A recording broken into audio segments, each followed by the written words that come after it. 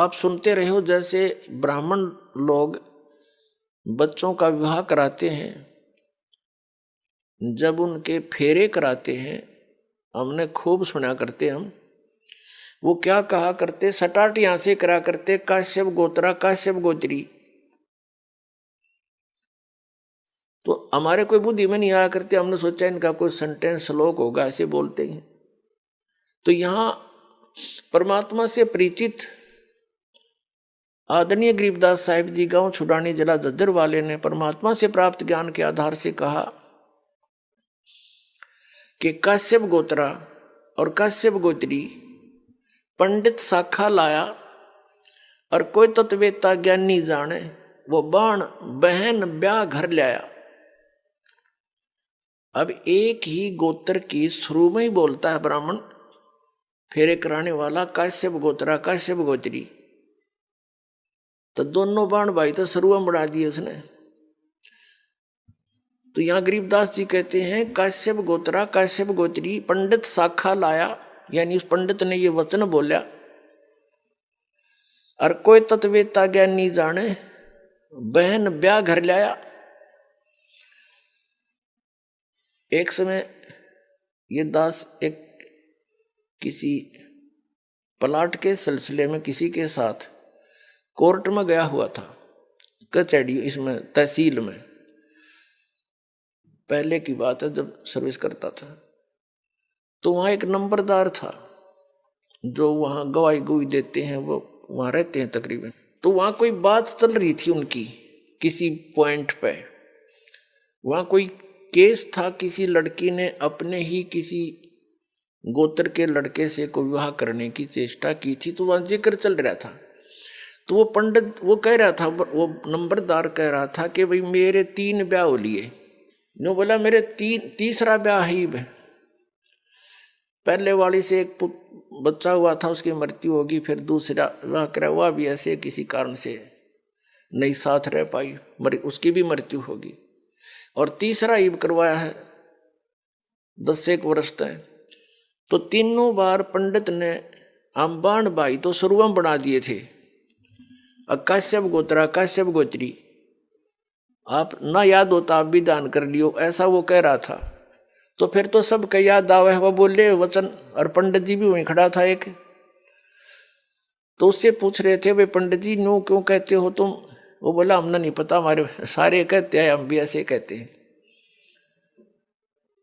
तो यहाँ परमात्मा ने बताया है, गरीबदास साहिब जी ने कहा है कि काश्यप गोत्रा काश्यप गोत्री पंडित शाखा लाया, कोई तत्वेता ज्ञानी जाने, बाण ब्याह घर लाया। तो ये वहां से बिजली गिरी है या फिर यहां आकर हमने अपनी मर्यादा आप बना रखी है। उस सतलोक की नजर में, उसकी दृष्टिकोण से अगर यहां देखें तो ये ऐसा स्थान है जैसे पहले भारतवर्ष के अंदर कोई निकम्मे व्यक्ति और निकम्मी औरतें बिल्कुल बाज नहीं आया करती, गलत काम करने तय, चोरी तय, ठगी तय, जारी तय और किसी अन्य कारणों से, तो उनको सजा दी जाती थी। इंडोमान निकोबार नाम का एक द्वीप है समुद्र के बीच में, उसको काला पानी कहा करते थे। उस काले पानी में छोड़ आया करते उनको कि ये यहाँ रहेंगे तो और समाज ने बर्बाद खराब करेंगे, तो औरतों को भी और उन व्यक्तियों को भी जो घने निकम्मे टाइप के थे, उस इंडोमान निकोबार नाम के द्वीप में छोड़ कर आया करते थे। तो वहां फिर वापस आने का विकल्प नहीं, उनके पास कोई साधन नहीं था। तो वहां जैसे भी उन्होंने रहना था, कोई किसी ने कुटो छेतो, कोई किसी की इज्जत लूटो, कोई किसी का खसोट लाओ, ठाडे का राज। तो वहां फिर इस प्रकार से हजारों सैकड़ों की संख्या में व्यक्ति वहां रहने लगे। तो उन्होंने अब ऐसे जैसे तैसे अपना संतानें उत्पन्न करनी शुरू कर ली। धीरे धीरे अब वहां एक देश का रूप धारण हो गया। तो ये जो स्थान आप रह रहे हो 21 ब्रह्मांड, ये सतलोक से हम काले पानी भेज रखे हैं। यहां हमने आप पे फिर अपनी व्यवस्था बना रखी है, मर्यादाएं बनाई जीने के लिए, नाते गोत बनाए यहाँ पर रहने के लिए। तो परमात्मा हमें याद दिलाना चाहते हैं कि तुम इस गलत स्थान पर रह रहे हो, ये स्थान रहने का कौन है। अब प्रसंग उसी पर आते हैं। अब इस काल भगवान ने फिर अपनी सृष्टि अलग से रचना की। कैसे रची इसने? परमात्मा से प्राप्त उन 5 तत्वों से और 3 गुणों से अन्य रचना की। सबसे पहले इसने 3 पुत्रों की उत्पत्ति की।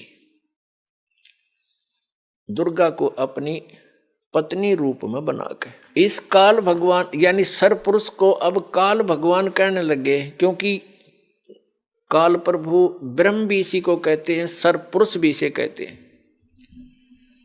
पुण्यात्माओं, जितने भी अपने सदग्रंथ हैं उनको अब आसानी से समझा जा सकता है सृष्टि रचना की जानकारी के उपरांत। सृष्टि रचना इन सभी सदग्रंथों के समझने की एक मास्टर की है। ये सृष्टि रचना एक मास्टर की है सब सदग्रंथों के समझने की। ये प्रथम बार सुनने वाले को ऐसे लगेगी जैसे दंत कथा सी, लेकिन ये सच्चाई से परिपूर्ण है। अब आपको 3 पुरुषों की जानकारी हुई। एक सरपुरुष जो अंडे से बना, मान ले के कबीर परमात्मा के वचन से। एक अक्षर पुरुष जो अचिंत के वचन से उत्पन्न हुआ था।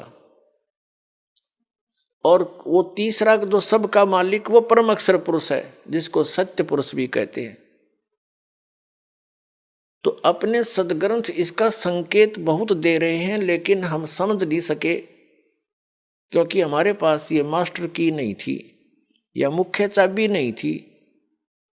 सृष्टि रचना का हमें ज्ञान नहीं था। सृष्टि रचना का ज्ञान रचने वाला ही दे सकता है।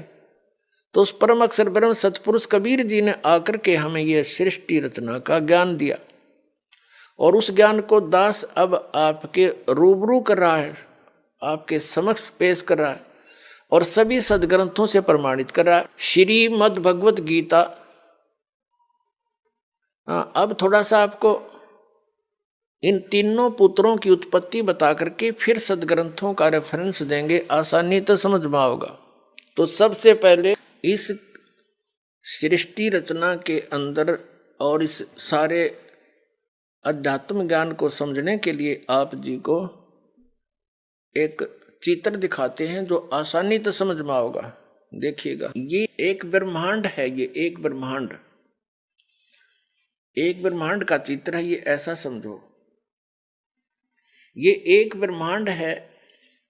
ये सारा कुछ, ये जो बाउंड्री नजर आ रही है आपको, ये एक ब्रह्मांड है। इसकी इलिप्टिकल शेप है, अंडे जैसी। इसको अंड भी कहते हैं, इसी को ब्रह्मांड भी कहते हैं। इसमें देखिएगा नीचे के ये 7 लोक, ये वितल, महातल, तलातल, पाताल, रसातल, सूतल, अतल आदि, और ये पृथ्वी हम जिस पर रहते हैं। और ये ब्रह्मा जी का लोक, ये शिव जी का लोक, ये विष्णु जी का लोक। इस एक ब्रह्मांड के अंदर सामग्री है। या एक ये इंद्र का लोक, ये स्वर्ग और नरक इकट्ठा ही है, ये स्वर्ग लोक कहलाता है। ये मानसरोवर, यहाँ भी एक मानसरोवर इस काल ने अलग से बना रखा है। ये धर्मराय का लोक जो धर्मराज है, जो सबका लेखा जोखा करता है। और फिर ये आ जाता है ब्रह्मलोक। ये एक ब्रह्मलोक है, इसी ब्रह्मांड के अंदर ब्रह्मलोक कहलाता है सारा। ये अक्षेत्र एक ब्रह्मलोक कहलाता है। इसमें क्या है, यहाँ बहुत बड़ा वन है, जंगल है, बाग बगीचे हैं। और ये इंद्र का, इसने काल ने इस ब्रह्मलोक के अंदर नकली रचना कर रखी है। एक महाइंद्र का द्वीप, एक नकली सतलोक, उस ऊपर के लोकों की नकल करवा रखी है। अलखलोक, नकली अगमलोक और नकली अक यानी अनामी लोक। ये इस स्थान को फिर इसने बंद कर रखा अलग से। ये बहुत बड़ा क्षेत्र है, चित्र में छोटा दिखा। इससे बाहर यहाँ दुर्गा का एक द्वीप है। ये यहाँ अलग लोक है इसका, यहाँ से ये सबका संचालन करती है। इससे ऊपर ये स्थान है जो ये गुप्त है।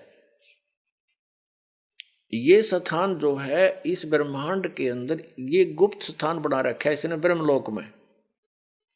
और यहां पर इसने 3 स्थान बना रखे हैं के संयोग से जो पुत्र उत्पन्न होता है वो सतोगुण युक्त हो जाता है, उसका नाम विष्णु रख देते हैं और ऐसी ही शकल का बन जाता है।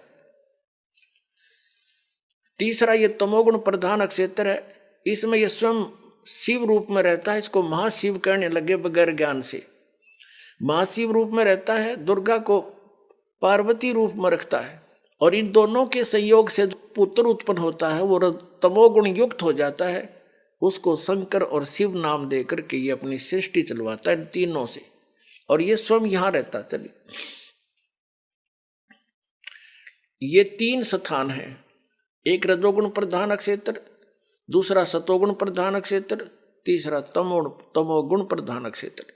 यहाँ ये दुर्गा को ऊपर ले लेता है, इनकी उत्पत्ति करके दुर्गा को वापस भेज देता है, इन तीनों बच्चों को यहाँ नीचे भेज देता है, कोमा में रखती है ये और फिर इनको अलग अलग स्थानों पर छोड़ देती है। इनकी राजधानियां बना करके इनको अलग अलग स्थान पर इनका विवाह करके तीनों का और अपने ब्रह्मांड का संचालन करवाता है।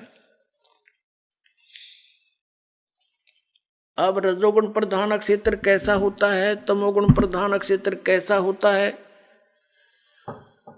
और सतोगुण प्रधान कैसा होता है। जैसे एक मकान के अंदर 3 कक्ष हों, एक कमरे के अंदर अश्लील चित्र लगे हों